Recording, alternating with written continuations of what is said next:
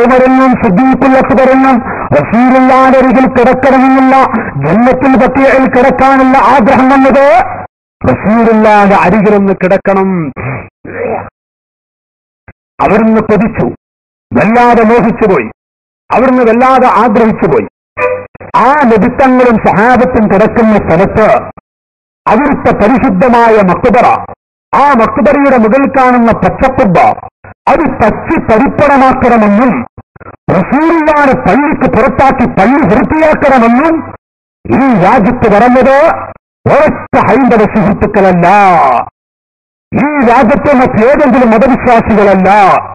നേരെ മറിച്ച് പാവപ്പെട്ട പെൺകുട്ടികളെ പള്ളിയിലേക്ക് ആനയിക്കുന്ന നിരുത്തങ്ങളുടെ ജന്മമാസം വരുമ്പോ വെറുപ്പ് പ്രകടിപ്പിച്ച് അനിസ്ലാമികമാണെന്നുള്ള 10,000 പോസ്റ്ററുകളും നോട്ടീസുകളും ഇറക്കുന്ന നമ്മുടെ സുഹൃത്തുക്കളാണ്, നമ്മുടെ സഹോദരങ്ങളാണ്.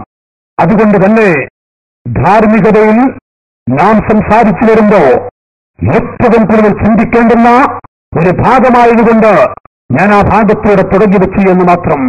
മഹാനായ നബിത്തങ്ങളുടെ മാസം, ആ മാസത്തിൽ ഏതൊരു മുഅ്മിനും വലിയ സന്തോഷമാണ്, ആഹ്ലാദമാണ്. മാത്രമല്ല ആ നബിത്തങ്ങളെ കുറിച്ച് ഇതുപോലെയുള്ളൊരു വാക്ക് പറയാൻ കേൾക്കാൻ ഒരു മുസ്ലിമിന് കഴിയില്ല. എങ്കിൽ എന്റെ ശബ്ദം കേൾക്കുന്ന ജ്യേഷ്ഠാനുജന്മാരെ, എന്റെ ശബ്ദം കേൾക്കുന്ന ഉമ്മമാരെ, തമസ്സക് ബിൻ നബിയ്യ വകുല്ലു സഅബിൻ യഹൂനു ഇദാ തമസ്സക ബിൻ നബിയ്യ, റസൂലുള്ളാഹിനെ മുറുകെ പിടിക്കുക. നബിത്തങ്ങളെ പിടിക്കുന്ന ഒരു മനുഷ്യന് ഏത് വലിയ മല പോലെയുള്ള പ്രശ്നങ്ങളും മഞ്ഞുപോലെ ആയിത്തീരുന്നതാണ്. ഹബീബായ നബി മുഹമ്മദ് റസൂലുള്ളാഹി സ്വല്ലല്ലാഹു അലൈഹി വസല്ലം പാവങ്ങളായ നമുക്ക് വേണ്ടി കണ്ണീരൊടുക്കി വിട പറഞ്ഞ മുഹമ്മദ് റസൂലുള്ളാഹി. ചൊല്ലിക്കൊള്ളും പോയിക്കോട്ടെ മദീനത്തെ പള്ളിയിലേക്ക്. ഹബീബിന്റെ മദഹ് എന്റെ പ്രായമുള്ള പിതാക്കൾ, അൽഹംദുലില്ലാ പ്രായമുള്ള ഉപ്പമാരെ സദസ്സുണ്ട്. അല്ലാഹു അവർക്കൊക്കെ ആഫിയത്ത് കൊടുക്കുമാറാവട്ടെ. നബിത്തങ്ങളുടെ പേര് നമുക്ക് ഇടയ്ക്കിടയ്ക്ക് പറയാം. സ്വലാത്ത് ചൊല്ലിയിട്ട് എന്റെ ഉമ്മമാരും എന്റെ സുഹൃത്തുക്കളും നമുക്ക് ഈ പ്രഭാഷണം കഴിയുമ്പോഴേക്കും ഒരു 10-30 പ്രാവശ്യം ഹബീബിന്റെ പേരിങ്ങനെ പറയാൻ കഴിഞ്ഞാൽ 5000-ൽ പരം സ്വലാത്ത് നമുക്ക് റസൂലുള്ളാഹിന്റെ ഹദ്റത്തിലേക്ക് ഹദിയ ചെയ്യാൻ കഴിയും. ഇന്ന് ദുആ കഴിയുമ്പോ, ഈ പ്രഭാഷണന്റെ ദുആ ചെയ്യുമ്പോഴേക്കും ഏറ്റവും ചുരുങ്ങിയ 10,000 സ്വലാത്ത് കൂട്ടമായി മദീനത്തെ പള്ളിയിലേക്ക് ഹദിയ ചെയ്ത് നമുക്ക് പോകണം. അതുകൊണ്ട് തന്നെ ഹബീബിന്റെ പേര് നമുക്ക് ആവർത്തിക്കാം. ലോകത്തിന്റെ നേതാവ് മുഹമ്മദ് റസൂലുള്ളാഹി. എന്തിനാണ് മുസ്ലിമീങ്ങളെ വേദനിക്കുന്നത്? പാവപ്പെട്ട പെൺകുട്ടികളെ വിവാഹം ചെയ്യാൻ കഴിയാതെ വേദനിക്കുന്ന സഹോദരങ്ങൾ. 32 വയസ്സ് പ്രായമുള്ള പെൺകുട്ടി രാവിലെ എഴുന്നേറ്റ് വീടിന്റെ വരാന്തയിൽ അടിച്ചുവാരിക്കൊണ്ടിരിക്കുമ്പോ ആ പെൺകുട്ടിയുടെ മുഖത്ത് നോക്കി പൊട്ടിക്കരയുന്ന വേദനിക്കുന്ന ഉമ്മ. അപ്പോൾ അവിടെ ഇരുന്നുകൊണ്ട് വരാതിരുന്നുകൊണ്ട് അല്ലാഹുവിന്റെ ഖലാ നീ കരയണ്ട, എന്റെ കുട്ടിയെ കെട്ടിച്ചുവിടാനുള്ള അവധി എത്തുമ്പോ കെട്ടിച്ചുവിടാം. മാതാപിതാക്കൾ ഒരു ഭാഗത്ത് കരയുമ്പോ വീടില്ലാതെ വിഷമിക്കുന്ന പാവങ്ങൾ മറ്റൊരു ഭാഗത്ത്, കുട്ടികളില്ലാതെ വേദനിക്കുന്ന സുഹൃത്തുക്കൾ വിവാഹം കഴിച്ച് 10-20 കൊല്ലമായി ഒരു കുഞ്ഞിന്റെ കാല് കാണാൻ കഴിയാതെ വേദനിക്കുന്ന സഹോദരങ്ങൾ മറുഭാഗത്ത്.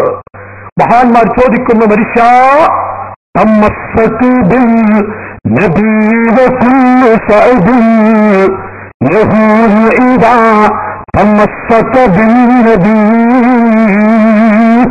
റസൂലുള്ളാഹിനെ പിടിച്ചാൽ ഒരു മുസ്ലിമിന് പേടിക്കണോ? നബിത്തങ്ങളെ പിടിക്കാനില്ല. കോഴിക്കോട് ജില്ലയിലുള്ള എന്റെ പിതാക്കളോട് ആ പണ്ടത്തെ ഈമാൻ, ആ മുൻഗാമികളായ നമ്മുടെ പിതാക്കന്മാർ കാണിക്കുന്നത് ആ ഈമാൻ യാ റസൂലല്ലാഹ് എന്ന് വിളിക്കുന്ന ആ അചഞ്ചലമായ വിശ്വാസം, അത് എന്ന് നമുക്ക് നമ്മുടെ ഹൃദയത്തിൽ ഊട്ടിയുറപ്പിക്കാൻ കഴിയോ അന്ന് നമുക്ക് രക്ഷപ്പെടാൻ കഴിയും. അല്ലേ ലഭിത്താറ് ഒന്നും വാപ്പൊക്കെ നരകത്തിൽ അവിടുത്തെ കുബ്ബ വിളിക്കാൻ നമുക്ക് അവധി കിട്ടിയാൽ എന്നിട്ട് ദീനൊക്കെ ക്ഷണിക്കുക. എന്തിനാണ് ഖുർആൻ ക്ലാസ്, ഹദീസ് ക്ലാസ്? പാവപ്പെട്ട പെൺകുട്ടികളെ പള്ളിയിലേക്ക് ഒലിച്ചു കൊണ്ടുപോകുക, ഒരു പ്രശ്നമില്ല. ഗാനമേളയും നാടകവും എല്ലാം നടത്താം. ദിക്റിന്റെ ഹൽക്ക നടത്തിയാൽ അനിസ്ലാമികം, ഗാനമേള നടത്തിയാൽ ഇസ്ലാമികം, സ്വലാത്തിന്റെ ഹൽക്ക നടത്തിയാൽ അനിസ്ലാമികം, നാടകം നടത്തിയാൽ കുഴപ്പമില്ല. ഈ ഒരു അവസ്ഥയിലല്ലേ ഈ കാലഘട്ടത്തിൽ ഇസ്ലാമിന്റെ പേരിൽ മആദല്ലാഹ്. ഈ അടുത്തൊരു സഹോദരൻ, ഒരു മുജാഹിദ് സുഹൃത്ത്, അദ്ദേഹം ഒരു ആവേശത്തോടുകൂടെ പറഞ്ഞു, കണ്ടോ ഒരു പെൺകുട്ടി ബൈക്ക് ഓടിച്ചു കൊണ്ടുപോവുക, ഒരു പെൺകുട്ടി ബൈക്ക് ഓടിച്ചു കൊണ്ടുപോകുക, അതൊക്കെ ഞങ്ങളെ കൊണ്ട് കിട്ടിയതാണ്. ആവേശത്തോടെ മആദല്ലാഹ്, അതൊക്കെ ഞങ്ങളെ കൊണ്ട് കിട്ടിയ പവറാണത്. എന്തൊരാവേശമറിയോ! കാണുന്ന ടൗണുകളിലും കാണുന്ന സ്ഥലങ്ങളിലും കാണുന്ന എല്ലാ സ്ഥലങ്ങളിലും സ്ത്രീകളുടെ പടകളങ്ങ് ഇറങ്ങുമ്പോ അത് ഞങ്ങളുടെ കാര്യം കൊണ്ട് കിട്ടിയതാണെന്ന് അഭിമാനിക്കുന്ന ഒരവസ്ഥയിൽ മുസ്ലിം സമുദായം എത്തിപ്പെട്ടുവെങ്കിൽ എന്റെ ശബ്ദം കേൾക്കുന്ന മുസ്ലിമീങ്ങളെ, നമ്മൾ ചിലത് ചിന്തിക്കേണ്ടതുണ്ട്. ഇവിടെയാണ് ധാർമ്മികതയെ കുറിച്ച് നാം ചർച്ച ചെയ്യുന്നത്. എനിക്ക് നിങ്ങളോട് ചിലത് പറയാനുണ്ട്. റസൂലുള്ളാഹിനെ കുറിച്ച് പറയുന്നൊരവസ്ഥ അത് ഞാൻ സൂചിപ്പിച്ചുകൊണ്ട് ഞാൻ ഈ നാട്ടിൽ നടക്കുന്ന ചില ചുറ്റുപാടുകള്, റസൂലുള്ളാഹിക്ക് പൊരുത്തമില്ലാത്ത ചില വാക്കുകള്, നബിത്തങ്ങൾ ഒരു കാലത്തും പൊരുത്തപ്പെടാത്ത ചില വിഷയങ്ങള് അതിവിടെ പറയാൻ പോവുകയാണ്. ആ ഹബീബായ നബിത്തങ്ങളെ ഏത് കാലത്തും പിടിക്കാനുള്ളൊരു മനസ്സ് പടച്ചവരെ, എന്റെ ഹബീബിന് വിരുദ്ധമായി ഞാൻ നടക്കില്ല. ഏത് സമയത്തും നമ്മെ പൊന്നുപോലെ സ്നേഹിച്ച, നമ്മെ സഹായിച്ചു പോയ ഹബീബായ മുഹമ്മദുർ റസൂലുള്ളാഹി. കാരണന്മാരെ, നാം കേട്ടിട്ടില്ലേ, ഒരു കാട്ടറബിയായ മനുഷ്യൻ ഓടി വന്ന് റസൂലുള്ളാഹിന്റെ മുന്നിൽ യാ മുഹമ്മദ്, പേര് കേട്ടപ്പോൾ വിളി കേട്ടപ്പോൾ തന്നെ ഇതിന് വിവരമില്ലാത്ത ഒരു തനി ആറാബിയാണ്, കാട്ടറബിയാണെന്ന് തോന്നി. ആ ആറാബിയായ മനുഷ്യൻ ഓടി വന്നുകൊണ്ട് യാ മുഹമ്മദ്, മുഹമ്മദേ എന്ന് വിളിച്ചിട്ട് റസൂലുള്ളാഹി കാരുണ്യത്തിന്റെ നേതാവിനോട് പറയുന്നു, അല്ലയോ നബിയേ, 4 പെൺമക്കൾ 7 പെൺമക്കളുള്ള ഒരു മനുഷ്യനാണ് ഞാൻ. എന്റെ മക്കളെ നല്ലതുപോലെ അവർക്കൊരു തുള്ളി വെള്ളം കൊടുക്കാനും അവർക്ക് ഒരു നേരത്തെ ഭക്ഷണം കൊടുക്കാനുമുള്ള വഴി ഏതെയുള്ള ഒട്ടകം കൊണ്ട് കിട്ടുന്ന വരുമാനമാണ്. ആ ഒട്ടകത്തെ ഇന്നലെ അബൂജഹൽ എന്ന മനുഷ്യൻ എന്നെ ഭീഷണിപ്പെടുത്തി കൊണ്ടുപോയി നബിയേ, ആ ഒട്ടകത്തെ ഒരിക്കൊന്ന് വാങ്ങിത്തരുമോ? അങ്ങ് പാപങ്ങളെ സഹായിക്കുന്ന ആളല്ലോ, അങ്ങ് പാപങ്ങളെ സ്നേഹിക്കുന്ന ആളല്ലോ, എന്റെ ഒട്ടകത്തെ എനിക്കൊന്ന് വാങ്ങിത്തരണം. ഈ കാട്ടറബി എന്ന് പറഞ്ഞപ്പോ നബിത്തങ്ങൾ എഴുന്നേറ്റു. അവിടുന്ന് ഹബീബായ നബി സല്ലല്ലാഹു അലൈഹി വസല്ലം തങ്ങൾ എഴുന്നേറ്റുകൊണ്ട് വസ്ത്രം ധരിക്കാൻ വേണ്ടി ഒരുങ്ങിയപ്പോ ഉടൻ തന്നെ കാട്ടറബിയുടെ ചോദ്യം, നബിയേ, എവിടത്തേക്കാ വസ്ത്രം ധരിച്ചു പോകുന്നത്? അവിടുന്ന് മറുപടി, മാറേ, നിങ്ങളുടെ ഒട്ടകം വേണ്ടേ? അതിന് അബൂജഹലിന്റെ വീട്ടിലേക്ക് പോകണ്ടേ? അതിന് ഞാൻ വസ്ത്രം ധരിക്കുകയാണ്. യാ മുഹമ്മദ് സല്ലല്ലാഹു അലൈഹി വസല്ലം, നബിയേ, അവിടുന്ന് പോകരുത്. ഞാൻ വരുന്ന സമയത്ത് റോഡരികിൽ വലിയ വാള് പിടിച്ചുകൊണ്ട് ധീരനായ ഉമറദാ നിൽക്കുന്നുണ്ട്. ഞാൻ ഉമറിനോട് ചോദിച്ചു, ഉമറേ, ആരുടെ തലയെടുക്കാനാണ് അങ്ങ് നിൽക്കുന്നത്? എന്നോട് പറഞ്ഞത് മുഹമ്മദിന്റെ തലയെടുക്കാൻ വേണ്ടിയാണ്. ഇന്നലെ ദാറുൽ നദവയിൽ വെച്ച്, അഥവാ അബൂജഹലിന് ഇഷ്ടപ്പെട്ട ഓഫീസിന്റെ പേരാണ് നദവത്ത്. ദാറുൽ നദവ ലോക ചരിത്രത്തിൽ ആദ്യമായി നബിത്തങ്ങൾ സാധാരണക്കാരനാണ്, അവിടുത്തെ ജന്മമാസത്തിന് പവറില്ല എന്ന് പ്രഖ്യാപിച്ചൊരു കേന്ദ്രം അബൂജഹലിന്റെ ഓഫീസായ ദാറുൽ നദവയിൽ വെച്ചുകൊണ്ടാണ് എങ്കിൽ, രണ്ടാമത് ഇന്ത്യ രാജ്യത്ത് പ്രഖ്യാപിച്ചിരിക്കുന്നത് നദവത്തുൽ മുജാഹിദീൻ എന്ന അബൂജഹലിന് ഇഷ്ടപ്പെട്ട ആ പേര് നാമം കൊടുത്തുപോയ ആളുകളാണ് നബിത്തങ്ങൾ സാധാരണക്കാരനെന്ന് ഈ മലയാള മണ്ണിൽ ഇന്ത്യൻ ഈ രാജ്യത്ത് വെച്ചുകൊണ്ട് അവർ പ്രഖ്യാപിച്ചതെങ്കിൽ, എന്റെ മുസ്ലിമീങ്ങളെ, 100 ഒട്ടകം മുഹമ്മദിന്റെ തലയെടുത്തു കൊണ്ടുവരുന്നവർക്ക് 100 ഒട്ടകം കൊടുക്കാമെന്ന് അബൂജഹൽ പ്രഖ്യാപിച്ചിട്ട് ഉമറദാ എഴുന്നേറ്റിരിക്കുകയാണ്.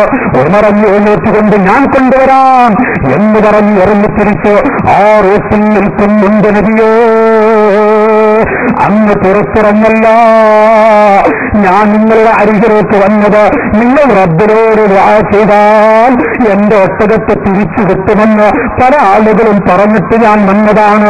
ഒന്ന് എന്റെ ഒട്ടകം തിരിച്ചു ലഭിക്കാൻ വേണ്ടി നിങ്ങൾ പ്രാർത്ഥിക്കണേ. നബിത്തങ്ങൾ പുഞ്ചിരിക്കുന്നു. ആ കൂട്ടുകാരനോട്, ആറാബിയോട്, മോനെ, ലോകത്താരെയാ പേടിക്കേണ്ടത്?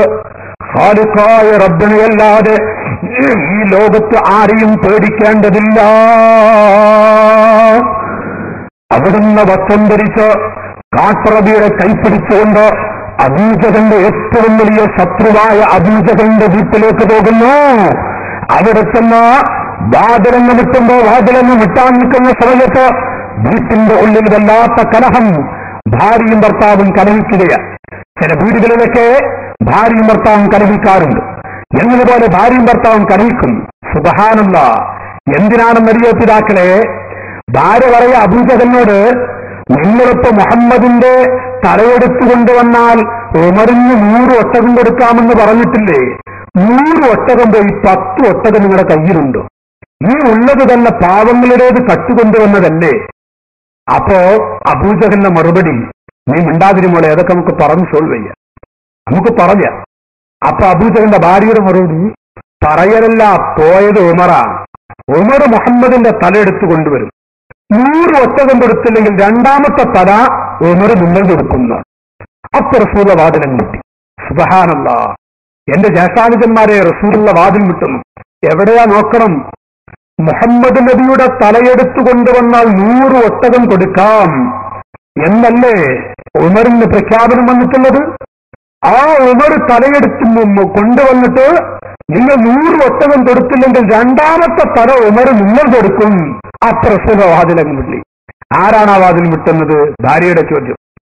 അവർ നിമിത്തങ്ങൾ, മോളെ ഞാനാ, അൽ അമീന. അതേ, എല്ലാവരുടെ അൽ അമീനല്ലേ, 40 കൊല്ലത്തെ അൽ അമീനായ കുട്ടിയല്ലേ. അബൂജഹലിനും അറിയാ, ഭാര്യക്കൊരൊക്കെ അറിയാ.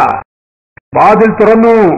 അൽ അമീന റസൂലുള്ളാഹിനെ കണ്ടപ്പോ, ഈ പെണ്ണ് കണ്ടോ നബിത്തങ്ങൾ റസൂലുള്ളാഹിന്റെ മദഹ്.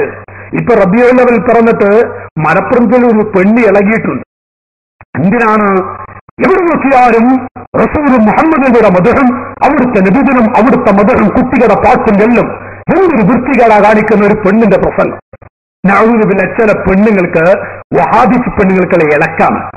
എന്നതുപോലെ ഈ അബൂജഹലിന്റെ ഭാര്യ റസൂലുള്ളാഹിനെ കണ്ടപ്പോ ഇളകിപ്പോയി.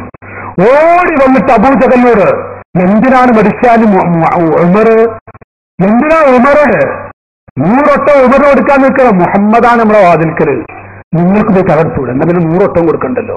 സുബ്ഹാനല്ലാഹ്. നിങ്ങൾക്ക് പോയി 100 ഒട്ടം കൊടുത്തൂടെ, അങ്ങ് തലയെടുത്തുകൂടെ? അപ്പൊ അബൂജഹല്, ഉമറോ അല്ല മുഹമ്മദോ, നമ്മളെ വാതിൽക്കലോ നമ്മുടെ പറമ്പിലോ? അപ്പൊ പെണ്ണിന്റെ മറുപടി, നിങ്ങളിപ്പോ മുഹമ്മദോ വാതിൽക്ക് ആള് പോവും, വേണമെങ്കിൽ പോയി തലയെടുത്തു. ഉമർ അബൂജഹൽ എഴുന്നേറ്റു. വലിയ മൂർച്ച